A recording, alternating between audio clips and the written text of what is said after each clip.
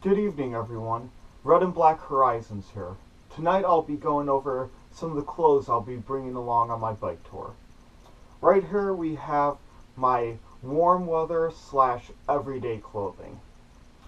Starting off, I have 3 of these -3 Algonquin Crew t-shirts. These are 100% merino wool, which if you are unfamiliar with merino wool, they keep you warm when it's cold, cool you down when it's hot, and they're odor resistant, so you won't roll into town smelling like a foot. Reason I have 3 is rotation. One dirty one for on the bike, one semi-clean one for in camp, and one completely clean one for sleeping or for a backup. So when this clean one gets a little dirty, that becomes my new in camp. In camp becomes on the bike, wash the on the bike, becomes my new clean. So that way I always have clean clothes and I don't have to do as much laundry. I also have these Black Market mountain bike shorts. They're by Zoic. Have a built-in belt, which is convenient, and plenty of pockets, plenty of zippers so I don't lose anything. These will be good for on the bike, hiking, or swimming. Now the best thing about these is it comes with these detachable liners.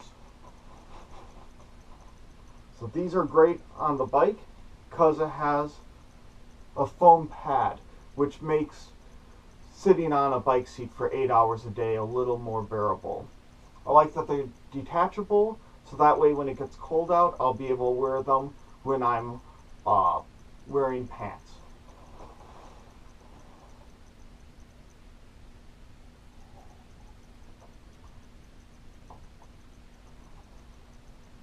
Also, I have the 3 Ex Officio Give and Go boxer briefs. These are travel underwear in the sense that they are lightweight, breathable, quick drying, and they're also odor resistant, which is very important for on the bike for days and days. For my feet, I have 3 different socks here, 2 which are lightweight merino wool blends. I chose lightweight because inside hiking boots, gonna start sweating, so I don't really need that much thickness or that much warmth. The third pair is medium weight. Now these are going to be for off the bike, so I figure I'm not going to be exerting myself as much, so it doesn't need to be sports sock thickness, and also it'd be a little more comfortable to have a little padding when walking around. While on the bike, I have these cycling gloves. They're made by Quepae, Quepae. It looks French. I'm not sure. They're nothing special. Little gel inserts. Basically, save your hands from a little bit of carpal tunnel down the lines. Also, I have 2 bandanas. Bandanas are very useful. You can wrap it around your head, save your head from a little bit of sun, wet it, throw it around your neck, it'll cool you down. If you're on a dusty road, trucks going by, kicking up that dust, you can wrap it around your head so you don't breathe it in. Also, you can use it for cleaning dishes or a washcloth when you're taking a shower or a quick dip in a lake. Last, I have this driver's hat. I think that's what it's officially called. I don't know. It's a hat. I like it. It's served me well, keeps the sun out of my eyes, and when it's raining, keeps the rain out of my face. So that's it for my warm weather everyday wear. On to cold weather. So here we have my cold weather gear. First off, for pants, I have Everyday Tactical Response Pants by True Spec. Now, these are very heavy duty, which means that they're not going to rip, especially if I'm hiking through some gnarly underbrush, and it makes them a little bit more wind resistant. Those cold days are going to feel that much colder if you're going downhill and you don't have something that can block at least some of the wind. Also, you see, has these drawstrings at the bottom of the pant legs. That way, the pants aren't going to get caught in the gears of my bike. It does have plenty of pockets. Many of them are velcroed shut with flaps over them, which makes them water resistant. However, in my opinion, it has a little too many pockets, but I'm not complaining.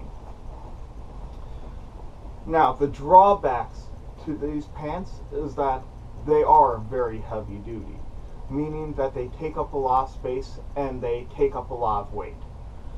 I was thinking about switching them out for some lighter weight Dickies pants, but I'm going to see how these handle the road and go from there. Now, the main drawback with these pants is that they are 35% cotton. Now, the reason that's a drawback is that when cotton gets wet, it does not retain its heat, and it does not dry very quickly. So, we'll see how these work out. If need be, I can always replace them for something else.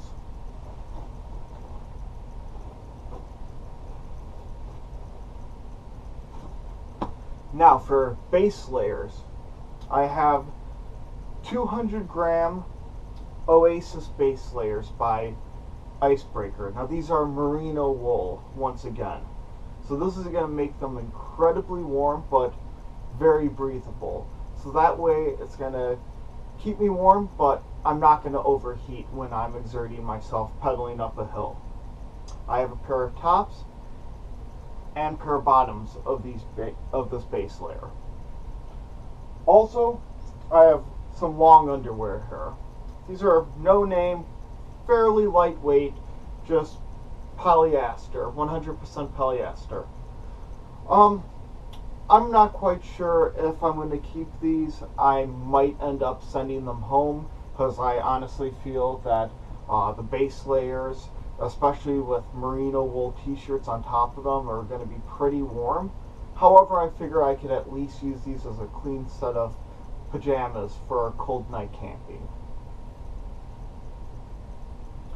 For socks, I have these heavy-duty wool redhead socks.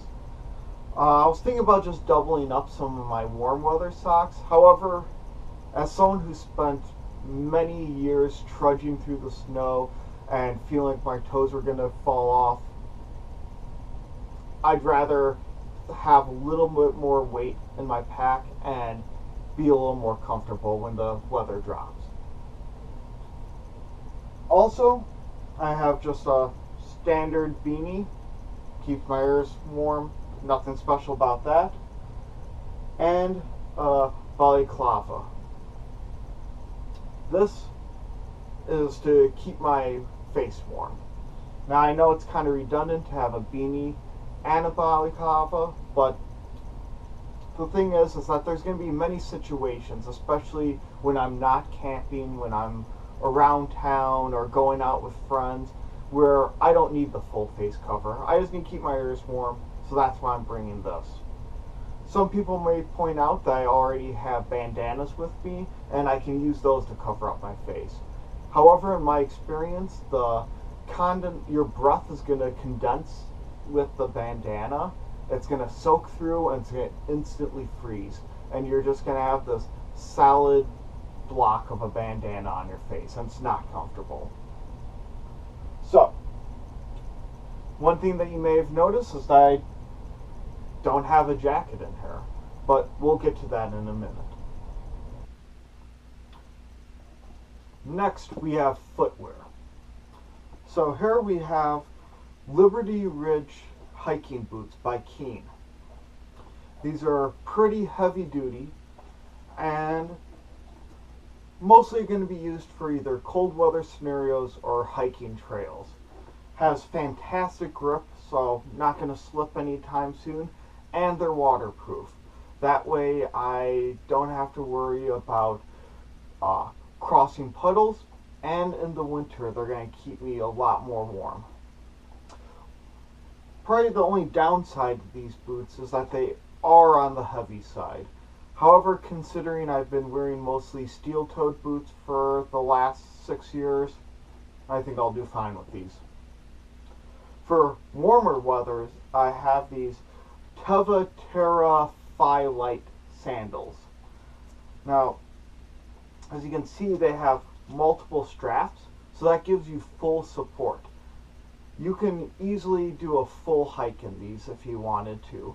If you didn't have to worry about cold weather or poison ivy or underbrush or anything like that, these are more than capable. They actually were designed with a tread that grips on slippery rocks for river crossing. So I figure these will be perfect for warmer weather and in situations where I need to cross a stream. I'd rather put on these, cross a stream, and keep these from getting soaked through. That way, once I'm done, I can put on some warm socks, put these on, and continue with my ride. Lastly, I have my rain gear.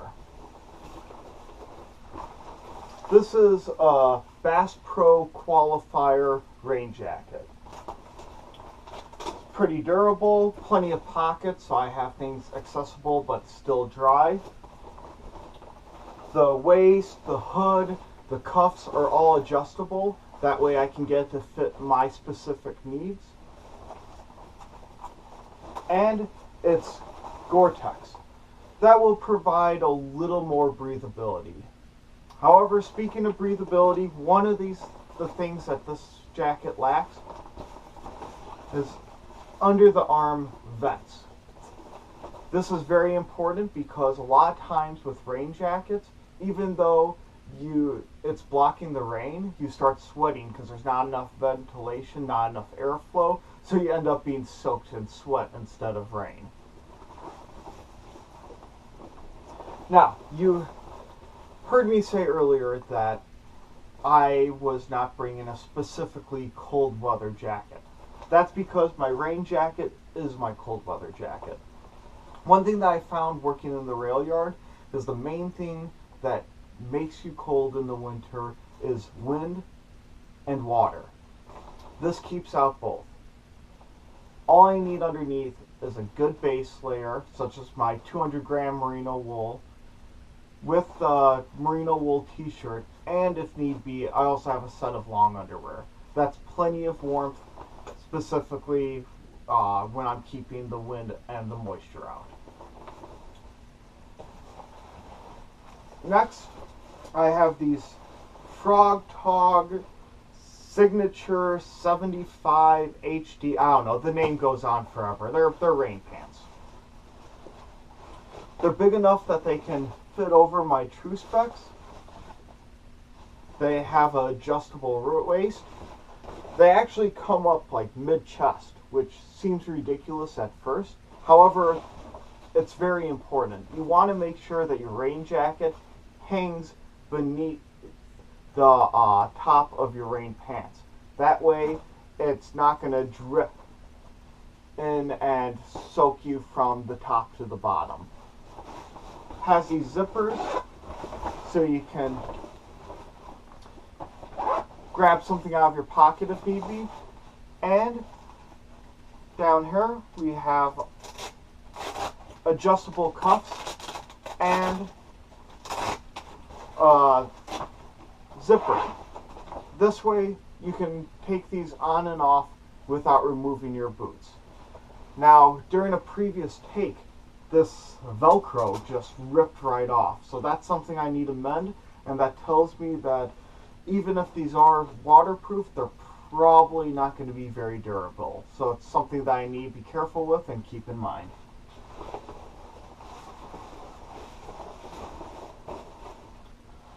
Last, I have these Hydra Hides by Walls Lament or Lamont, or I'm not sure. They're insulated waterproof gloves. Not only are they going to keep me warm, but the important thing is I still have dexterity. So I can still work on my bike, I can still reach my brakes, and yeah. I'd rather have gloves, even if it loses a little more heat, and have the dexterity than have something along the lines of mittens. So, That's it for clothing for tonight. Stay tuned. We have a bike gear list, electronics gear list, as well as camping, cooking, and general tools coming up. So, see you next time.